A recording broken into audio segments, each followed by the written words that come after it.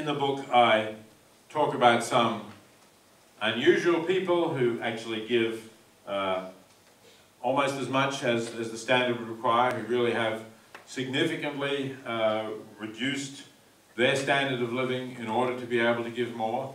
Both people who were quite rich and people who were not rich at all, who've given very substantially. There's a group of people who've organised something called the 50% League, which is for people who give 50% of their income to charitable causes. And again, as I say, some of them are rich and can still live comfortably on the remaining 50%. Some even give more than 50%.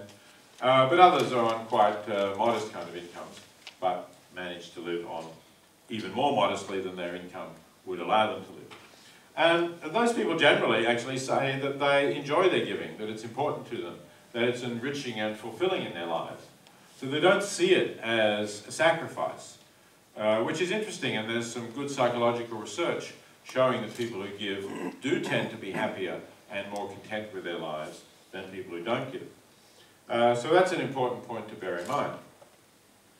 But even so, for most people, a very demanding standard is not going to be something that they're going to accept or live by. And I can sympathise with that because I don't myself give as much as this strong argument that suggests we have to stop buying any kinds of luxuries would imply that I ought to give. So what should we do about that? After thinking about this quite a bit over recent years, I've come to the conclusion that even though the argument that I put forward doesn't seem to me to have flaws in itself, that is, I think it is a sound argument about what would really be the best thing to do. But I've come to think that we need to have a public standard which is not a standard based on what's the best thing to do, but rather a standard based on what people could reasonably be expected to do, but which, if they did it, if all or most people did it, would yield enough resources to really more or less solve this general problem of world poverty. Now, when I say more or less solve, I say that because I don't think that we're ever going to completely eliminate world poverty. I think there will always be places where the circumstances are such that we can't. There may be a civil war happening, which is a major cause of poverty. There may be a repressive government, as we've had in Zimbabwe recently. There may be lots of causes why we can't eliminate poverty everywhere.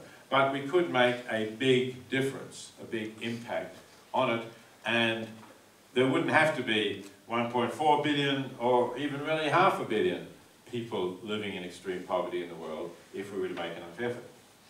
So what I did was to calculate a scale that people could give in accordance with, which would yield enough money to make these big inroads on the problem.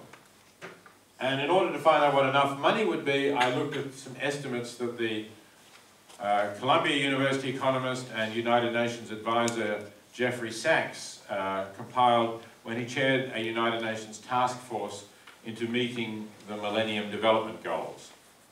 You might remember in the year 2000, the world leaders pledged to meet by 2015 a series of ambitious goals that included halving the proportion of the world's population living in extreme poverty.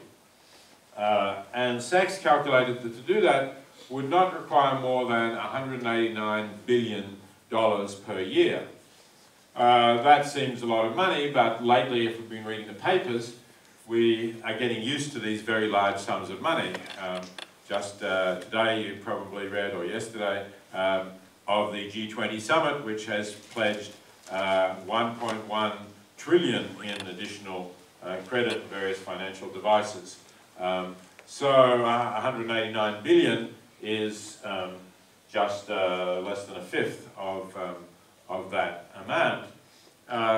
And when I looked at, I used some figures from the United States Tax Office, and I found that it would not be very difficult to raise, even just from within the United States, a lot more than $189 billion if everyone was contributing.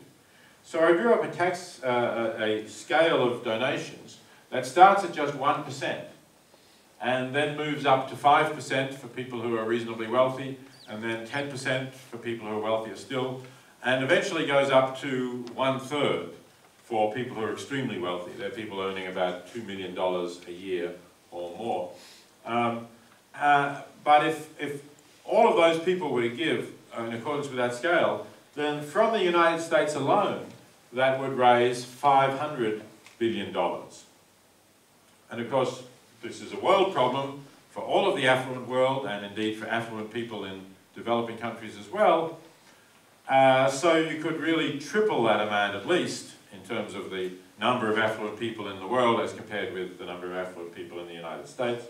So we would get up to at least $1.5 trillion in aid from a scale of giving that I think would not be really onerous for anyone, because for people who don't have a lot, it's only 1%, and these are people who are still comfortably sort of middle-class people in affluent nations, and then rise in gradual steps up to this maximum level of 1/3.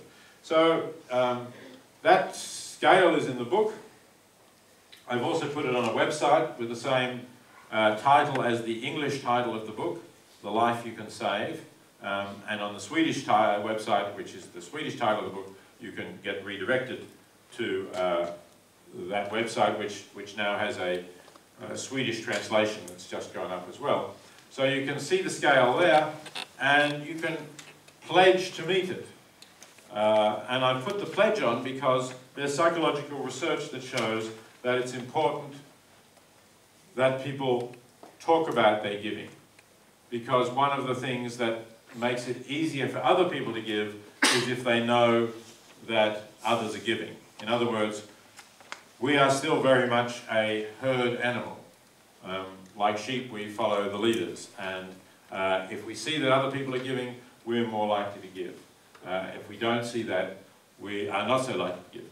So I'm pleased to say that in the month or so that the book has been published now, we've already got more than 2,000 people who've gone to that website and pledged to meet the standard.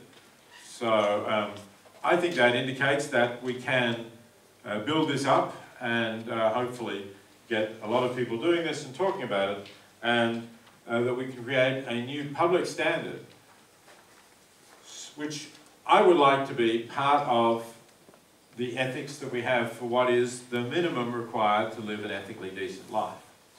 So generally speaking, the moral rules that we think of when we say, well, what is it that a person has to do to live an ethical life, they're mostly these negative rules that we're familiar with that say, thou shalt not do this or that or that. Okay, so it's things like cheating or stealing or hurting others. The set of negative duties that we have not to harm others generally.